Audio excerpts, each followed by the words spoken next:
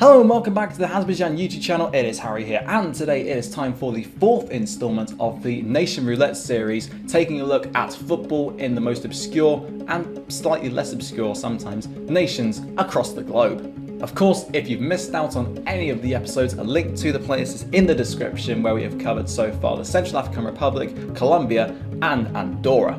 As you might have guessed from the title, the random nation generator gave me one of the largest, but also one of the most uninhabited countries in the world, in the form of Greenland. I thought we went rogue last time with Andorra, but this is a whole new level. Greenland is the largest island on Earth, covering a staggering 2.17 million square kilometers. Yet its population, according to World Bank in 2018, was just over 56,000, meaning it has a ratio of 0.03 people per square kilometer, the lowest in the world. As such, in order to go to places, they have to travel by sea or air, as driving to distant or remote locations is not possible owing to virtually non-existent roads.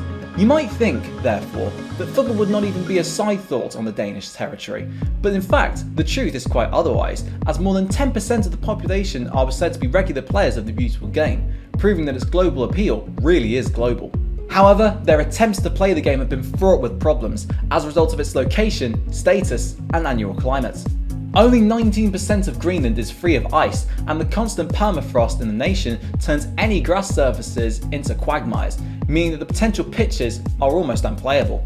They have to use artificial turf in order to play games, although FIFA have authorised this, and as a result of their goal project which they set up, $500,000 was raised in 2009 for an astro to be set up in Kakortok. Even then, as a result of extreme weather conditions throughout most of the year, it is only between the end of May and mid-September that the country can actually see football being played regularly outdoors. Money is so tight that all of the players, and indeed the managers, had to pay their own travel expenses, as none of the funding comes from the FA, and the players need to take leave from their standard jobs in order to play, with some even taking the decision to quit their full-time job altogether for the team.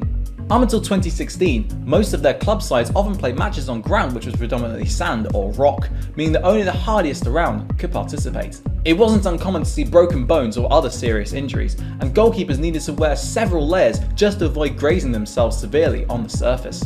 Thankfully, more investment was made into artificial turf, and now no fewer than 11 grace the nation, including one at the national stadium in Nuuk, meaning that the players can now play each other without too many concerns of severely injuring themselves as a result of the surface's conditions. Mind you, many overlook glaciers and mountains, so I guess they aren't really that spoilt in terms of the view. Greenland are, perhaps unsurprisingly, the first nation covered in this arbitrary series who are not affiliated with FIFA or any continental confederation, although there have been calls for them to be annexed into FIFA's grasp at the very least. Unfortunately, their status as an autonomous Danish territory doesn't comply with FIFA regulations, and certainly not with UEFA's either, who require teams to be recognised by the UN as a sovereign state in their own right, which Greenland do not comply with. CONCACAF, the North American Football Confederation, don't have such boundaries, meaning that it is an option, although Greenland's confederation of choice would still be UEFA, so some obstacles have to be overcome in order to gain affiliation with the European Football Confederation, although there were some rumours recently that UEFA were looking to ditch the rule which I just mentioned earlier.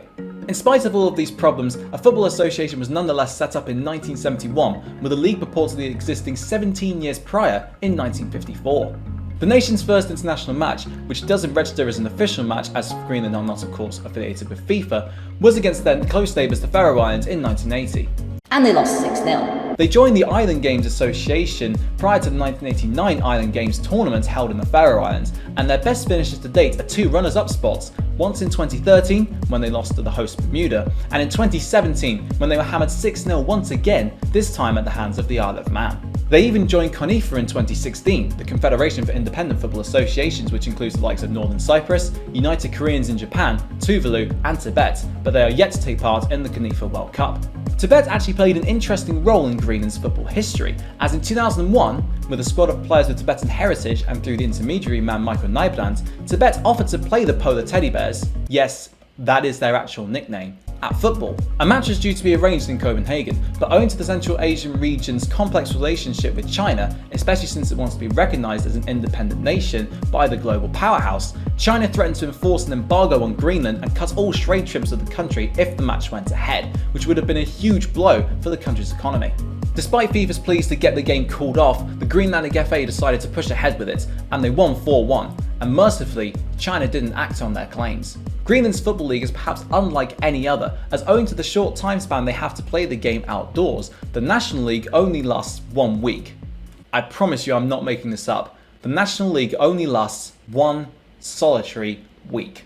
In essence, there are 4 regions across Greenland which host football matches: North, Central and Southern Greenland, as well as Disco Bay, although East Greenland was originally a region which featured in the national tournament up until the 2019 season. Each of these separate parts to the country hold a regional tournament to decide which teams make it through to the national finals in the summer, which is essentially the National League.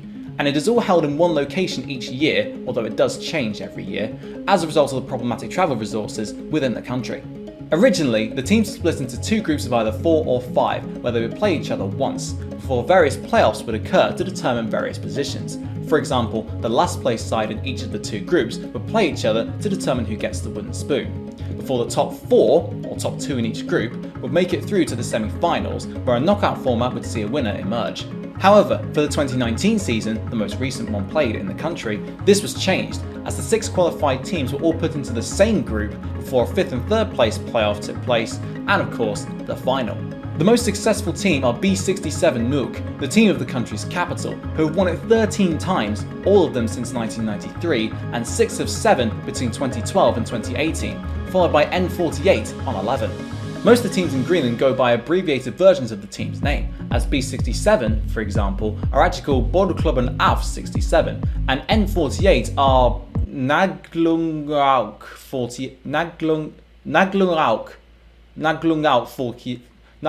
48. I guess that'll do. It makes more sense when you see other teams' names as well. Go and look them up and you'll see what I mean. There have been calls for a Greenlandic team to feature in the Danish National League system, similar to the plight of Guernsey FC in England, for example, but the travel costs, which some teams estimate to equate to around 95% of their income expenditure, would be too extortionate, especially when Greenland can often barely send national teams to the island games anyway. However, taking inspiration from Iceland's recent exploits at the Euros and the World Cup, Greenland are hoping to be a part of FIFA soon, rubbing shoulders against the very best, and some even think that qualifying for a World Cup may well be feasible at some stage. Whilst that may seem a bit far-fetched, it would be amazing to see Kylian Mbappe turn up in Greenland to play the national side sooner rather than later. That just about concludes today's video on the football situation in Greenland. I really hope that you've enjoyed it as part of obviously the Nation Roulette series. If you've missed any, as I say, the playlist is in the description down below. And whilst you're there, drop a like, drop a subscribe, hit the bell so you get notified whenever I upload a video. Thank you for watching, and until next time, I'll see you there.